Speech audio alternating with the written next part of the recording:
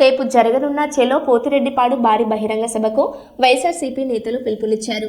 నంద్యాల జిల్లా అధ్యక్షుడు పాణ్యం మాజీ ఎమ్మెల్యే కాటసాని రాంభూపాల్ రెడ్డి సభ పోస్టర్ను ఆవిష్కరించారు. రాయలసీమకు జరుగుతున్న అన్యాయాన్ని ప్రజలకు తెలియజేయడానికే ఈ కార్యక్రమమని చెప్పారు. సీమ ఎత్తిపోతల పథకం పూర్తి కాకుండా అడ్డుపడుతున్నారని చంద్రబాబుపై ఆరోపణలు చేశారు. సాగునీటి ప్రాజెక్టుల ద్వారా నీరు అందించాలని డిమాండ్ చేస్తూ పార్టీలకు అతీతంగా సీమ ప్రజలంతా సభలో పాల్గొనాలని పిలుపునిచ్చారు.